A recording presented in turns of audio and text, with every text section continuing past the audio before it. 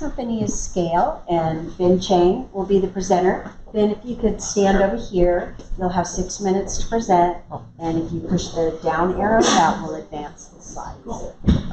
So whenever you're ready. Yeah. Hi, everyone. I'm Ben. I'm founder and CEO of Skale. We're a role-play management platform for retail sales training. I'm sure you've all used a learning management system before. Learning management systems are basically the videos and quizzes you take for sexual harassment training or finance briefings.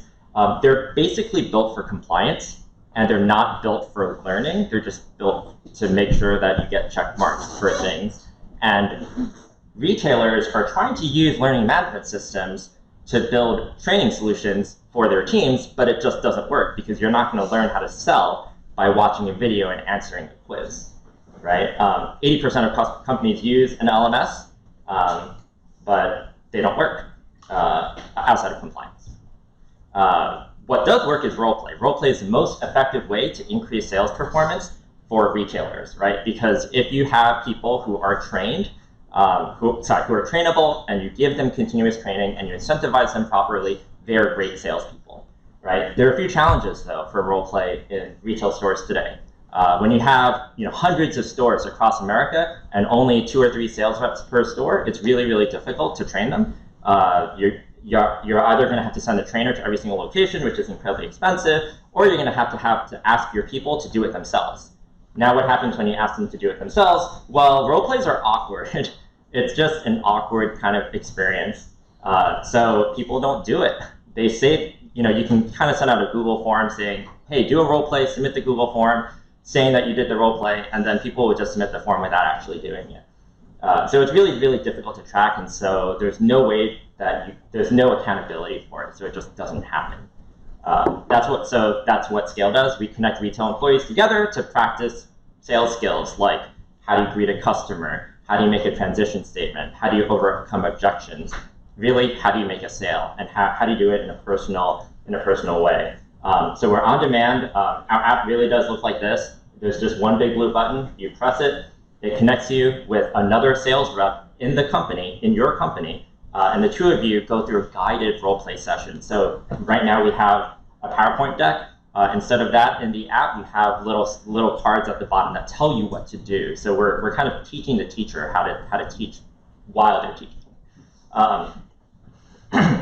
2 things. We get to utilize employee downtime.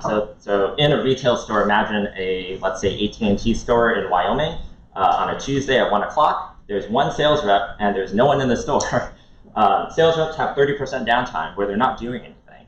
So that's prime time to hit this button and get connected with the hotshot 18-year-old sales rep in New York City who looks like you and who is going to give you really great advice.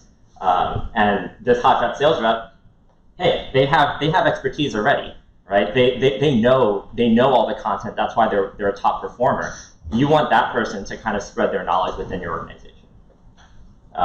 We have a executive dashboard in addition to our mobile app that kind of shows executives where everyone is doing, how every single sales rep, store, region, district is doing at all levels, how many role play sessions are happening, and also what people are practicing. Everything is recorded, so you can actually qualitatively watch videos of people role playing with each other, and that gets really, really interesting.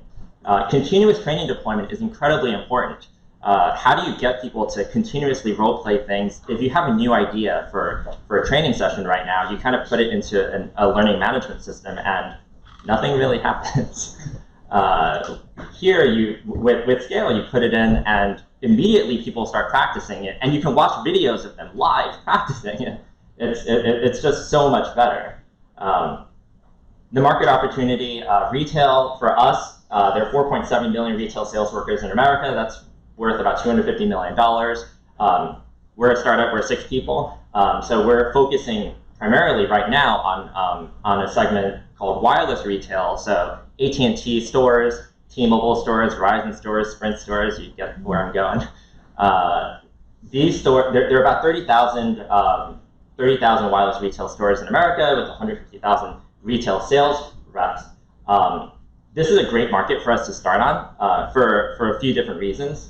One of them is really that cell phones are really expensive. Cell phone plans are really, really expensive. These are like, you spend thousands of dollars on your cell phone bill over the course of 2 years. So whenever you're walking into an AT&T store and signing up for an unlimited data plan, that's an incredibly high margin item. But when you walk into a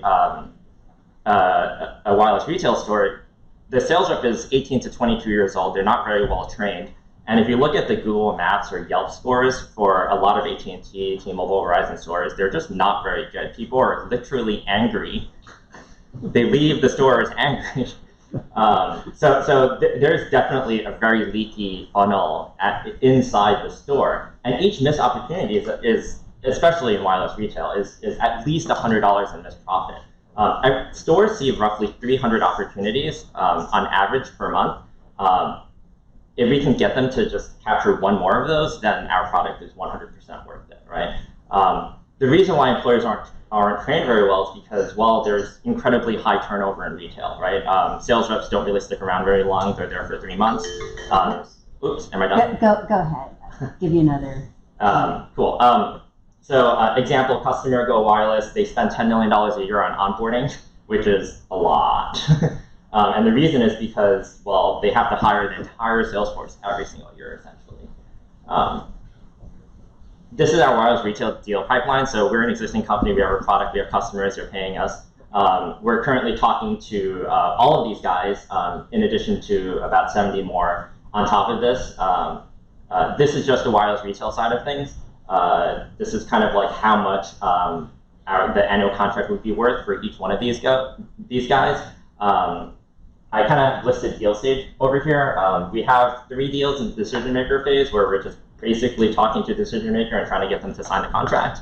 The rest, first meeting, we're scheduling meetings with people. Doing sales to sell a sales training tool has been really, really cool because it makes the entire thing a lot more real. This ARR is real and can be realized. And kind of is like the plan. So this is our traction side. We have a technical leadership team. I'm Ben. Wei, I met at MIT. We're both engineers. Mike Mendelson, a lot of you guys already know. He's a Sac native. We have a data-driven sales team. Sales is kind of the big thing that we're trying to do right now. So the team is around. You guys can stand up if you like. Yeah. It's like Jack in the Box. Ricky, Jose. Cool. Just a final note. I just want to talk about Bloom's 2 Sigma really quickly.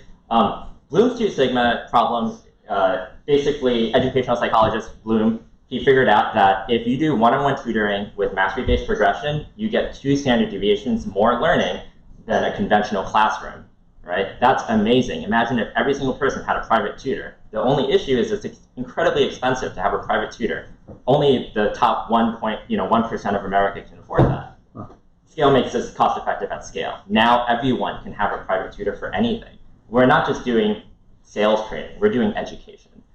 So we're in this to build an education company that gives everyone the opportunities that they need to be successful.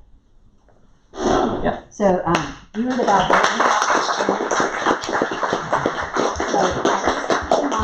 think, do you usually present the company, or you guys are taking turns and learning how to present? I usually present it, yeah. Yeah, okay. So just the feedback, if you were in a timed pitch, Yep. they might have cut you off. So how can this community help you?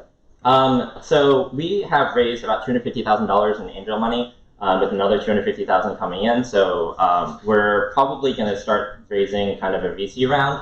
But right before that, kind of the strategy is however much money we can raise in angel money is probably how much money we'll be able to raise in VC money. So the more angel money we can raise now, the easier it is to get larger check sizes later. We're looking to do a multi-million-dollar raise. So, okay. Yeah. So I don't think, is there anyone here an investor? I don't think anyone here is an investor. That's cool. So as non-investors, Yes. how can this community help? Let's see. We could always use intros to, a sale takes coalition building. You need to kind of get a lot of people within a company on board. So if anyone knows owners of wildlife retail companies or just retailers, that would be a great connect. If anyone knows people who can write large check sizes as angels, that would be a good connect. Okay. Yeah. All right, I'll open it up to general questions. Sure. So Ben, we spoke last night. Yeah. I love the idea.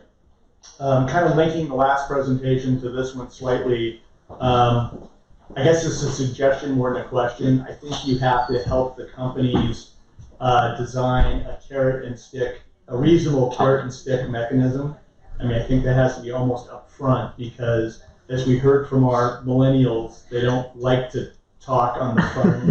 And a video conference is even more scary at first. I think once they get into it, they're gonna love it. Like, why did I put this off, right? You know, but pushing a button and being instantly connected to a stranger is a little bit weird. So Yep. you almost have to say, as you adopt this program, design a bonus to do this, or design almost a, you know, you're going to be in a little bit of trouble if you don't do your 5 this month or whatever. Yeah, for sure. We send out weekly emails where we kind of have a leaderboard, so there's a little bit of gamification. But yeah, Starbucks gift cards work really well too. Yeah, sure. No, Clementine coffee gift card. We don't burn our coffee.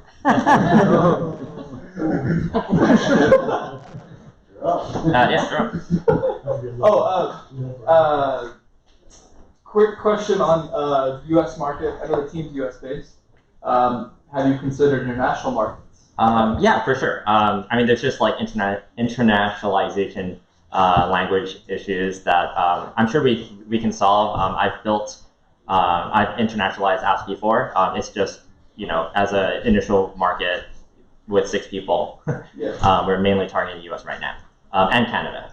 Well, even on the language barrier, I think of it as a sales tool. Like if you think about Rosetta Stone or Duolingo or any of these other language tools, English has unfortunately become English has become, you know, an international language, specifically in business. Have you considered even shipping it as an English product? So there are companies doing exactly this for English, and just like trying not to butt heads with them right now. Yeah. Sorry, I wasn't clear.